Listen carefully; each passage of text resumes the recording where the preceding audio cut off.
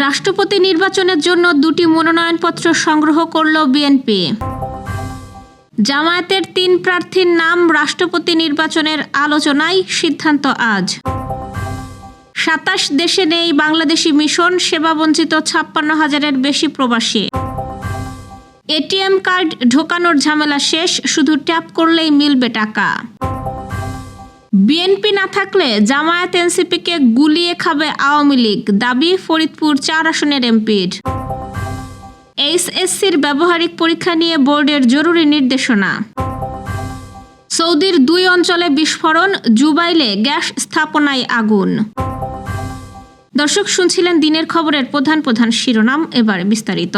তার আগে আমাদের ইউটিউব চ্যানেল সাবস্ক্রাইব করুন এবং সব খবর পেতে ফেসবুক পেজ ফলো করে রাখার পাশাপাশি ওয়েবসাইট ভিজিট করুন। রাষ্ট্রপতি নির্বাচনের জন্য নির্বাচন কমিশনের রিটার্নিং কর্মকর্তার কার্যালয় থেকে 2টি মনোনয়নপত্র সংগ্রহ করেছে বিএনপি। আজ আগারগাঁওয়ে নির্বাচন ভবন থেকে প্রধান নির্বাচনী কর্মকর্তার কার্যালয় থেকে এই মনোনয়ন সংগ্রহ করেন জাতীয় সংসদের চিফ হুইপ নুরুল ইসলাম মনি ও বিএনপির সিনিয়র যুগ্ম মহাসচিব ও প্রধানমন্ত্রীর উপদেষ্টা রুহুল কবির রিজভী। এর আগে গত বৃহস্পতিবার রাষ্ট্রপতি নির্বাচনের তফসিল ঘোষণা করে নির্বাচন কমিশন। ইসির ঘোষিত তফসিল অনুযায়ী আগামী 13 আগস্ট মনোনয়নপত্র দাখিলের তারিখ নির্ধারণ করা হয়েছে এবং 20 আগস্ট ভোট গ্রহণ অনুষ্ঠিত হবে বলে জানায় ইসির সিনিয়র সচিব আক্তার আহমেদ। আসন্ন রাষ্ট্রপতি নির্বাচনে প্রার্থী দেওয়ার সিদ্ধান্ত নিয়েছে বাংলাদেশ জামায়াতে ইসলামী, তবে দলটির প্রার্থী এখনো চূড়ান্ত হয়নি। রাষ্ট্রপতি পদে জামায়াতের নায়েবে আমির doctor Syed Mohammad Abdullah Taher, secretary general Mia Golam Parwar এবং জোটের শরিক এলডিপির চেয়ারম্যান কর্নেল অবসরপ্রাপ্ত অলি আহমেদের নাম আলোচনায় রয়েছে। এর বাইরে অন্তর্বর্তী সরকারের দায়িত্বে থাকা কোনো ব্যক্তির নামও প্রস্তাব করা হতে পারে। আজ জোট শরিকদের সঙ্গে বৈঠকের পর প্রার্থী চূড়ান্ত হতে পারে বলে জানা গেছে। জামায়াত নেতারা বলছেন, রাষ্ট্রপতি নির্বাচনে প্রার্থী দেওয়া গণতান্ত্রিক চর্চার অংশ, তবে সংসদ সদস্যদের ভোটে রাষ্ট্রপতি নির্বাচিত হওয়ায় বর্তমান সংসদে সংখ্যাগরিষ্ঠ বিএনপির প্রার্থী জয়ী হওয়ার সম্ভাবনাই বেশি। এদিকে বিএনপির সম্ভাব্য প্রার্থী হিসেবেও মির্জা ফখরুল ইসলাম আলমগীর সহ কয়েকজন জ্যেষ্ঠ নেতার নাম আলোচনায় রয়েছে। ঘোষিত তফসিল অনুযায়ী আগামী 20 আগস্ট অনুষ্ঠিত হবে রাষ্ট্রপতি নির্বাচন।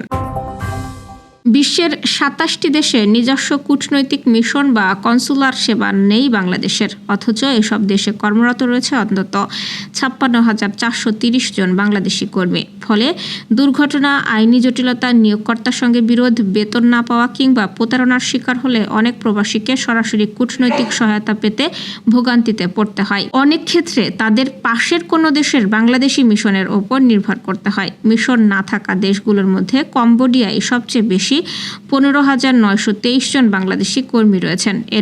এরপর কিরগিজস্তান, সার্বিয়া, লাওস ও কঙ্গোতেও উল্লেখযোগ্য সংখ্যক বাংলাদেশি কর্মরত। অভিবাসন বিশেষজ্ঞরা বলছেন, ঝুঁকিপূর্ণ ও বেশি বাংলাদেশি কর্মী থাকা দেশগুলোতে অগ্রাধিকার ভিত্তিতে দূতাবাস, কনসুলেট, লেবার উইং বা বিকল্প প্রতিনিধি নিয়োগের ব্যবস্থা করা প্রয়োজন। তবে পররাষ্ট্র মন্ত্রণালয় বলছে, বর্তমানে 82টি দেশে বাংলাদেশের দূতাবাস বা কনসুলার সেবা রয়েছে। যেসব দেশে মিশন নেই, প্রয়োজনে সেসব দেশের সেবা পার্শ্ববর্তী দেশ থেকে দেওয়া হচ্ছে। এটিএম বুথে কার্ড আটকে যাওয়ার ভোগান্তি এবার কমতে যাচ্ছে। দেশে চালু হয়েছে স্পর্শহীন বা এনএফসি প্রযুক্তির এটিএম সেবা। নতুন এই সেবা সুবিধা চালু করেছে সিটি ব্যাংক। তবে এই সেবা ব্যবহার করতে পারবেন দেশের যে কোনো ব্যাংকের গ্রাহক। নতুন প্রযুক্তির এটিএম কার্ড মেশিনের ভেতরে ঢোকানোর প্রয়োজন নেই। বুথের নির্দিষ্ট স্থানে কার্ডটি ট্যাপ করলেই মেশিন গ্রাহককে শনাক্ত করবে। এরপর পিন নম্বর দিলেই দ্রুত টাকা তোলা, জমাদান সহ অন্যান্য ব্যাংকিং লেনদেন করা যাবে। এর ফলে বিদ্যুৎ চলে যাওয়া বা যন্ত্রের ত্রুটির কারণে কার্ড মেশিনে আটকে যাওয়া ঝুঁকি থাকবে না। পাশাপাশি প্রচলিত এটিএম ব্যবহৃত স্ট্রিমিং ডিভাইসের মাধ্যমে কার্ডের তথ্য চুরির ঝুঁকিও কমবে বলে জানিয়েছে সিটি ব্যাংক। নতুন প্রযুক্তিতে কার্ড বারবার মেশিনে প্রবেশ করাতে না হওয়ায় কার্ডের ম্যাগনেটিক স্ট্রিপ ও চিপের ক্ষয়ও কম হবে। একই সঙ্গে লেনদেনের সময়ও আগের তুলনায় কমে আসবে। দেশের চলমান রাজনৈতিক পরিস্থিতি প্রসঙ্গে ফরিদপুর 4 আসনের সংসদ সদস্য শহীদুল ইসলাম বাবুল বলেছেন, 17 বছর লড়াই সংগ্রাম করে ক্ষমতায় এসেছি। 5 মাস যেতে না যেতেই আপনারা আরেকটি গণঅভ্যুত্থানের চিন্তা করেন। আপনারা হিসাব করে দেখেন, আজকে যদি বিএনপি না থাকে তাহলে জামায়াত এনসিপির কয়েকজন নেতাকর্মীকে আওয়ামী লীগ গিলে খেয়ে ফেলবে।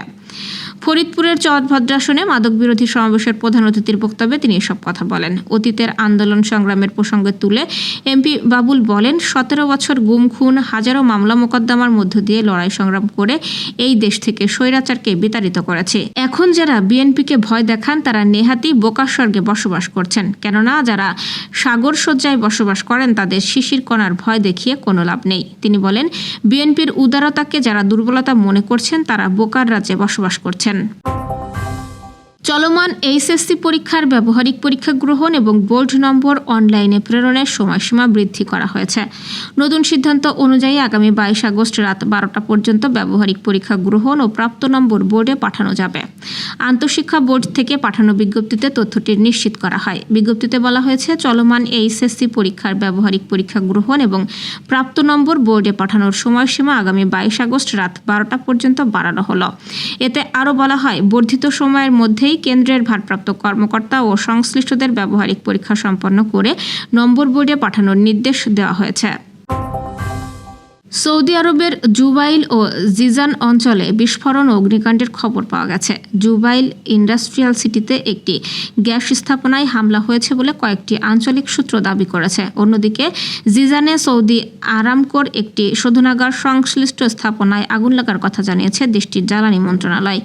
আজ জুবাইল এলাকায় শক্তিশালী বিস্ফোরণের শব্দ শোনা যায় বলে জানিয়েছে কয়েকটি আঞ্চলিক সূত্র। পরে জুবাইল ইন্ডাস্ট্রিয়াল সিটির একটি গ্যাস স্থাপনায় আগুন লাগার খবর পাওয়া যায়। তবে বিস্ফোরণের কারণ, হামলার ধরন, ক্ষয়ক্ষতি বা হতাহতের বিষয়ে তাৎক্ষণিকভাবে বিস্তারিত জানা যায়নি। এদিকে সৌদি আরবের জ্বালানি মন্ত্রণালয় জানিয়েছে, জিজানে সৌদি আরামকোর একটি শোধনাগার সংশ্লিষ্ট স্থাপনায় আগুন লেগেছে। তবে আগুন লাগার কারণ সম্পর্কে মন্ত্রণালয় কিছু জানায়নি। তারা জানিয়েছে, এই ঘটনায় কেউ নিহত হননি। এর আগে কয়েকটি আঞ্চলিক সূত্র দাবি করেছিল, জিজানে সৌদি আরামকোর স্থাপনাগুলোতে হামলার লক্ষ্যবস্তু হয়েছে। তবে এই দাবির বিষয়ে সৌদি কর্তৃপক্ষের পক্ষ থেকে কোনো নিশ্চিত তথ্য পাওয়া যায়নি। জিজানে আগুন লাগার ঘটনা এবং জুবাইলে বিস্ফোরণ ও অগ্নিকাণ্ডের মধ্যে কোনো যোগসূত্র রয়েছে কিনা তা এখনো স্পষ্ট নয়। দর্শক, এই ছিল দুপুরের আয়োজন। সন্ধ্যার খবর দেখার আমন্ত্রণ রইল। এতক্ষণ সাথে থাকার জন্য ধন্যবাদ।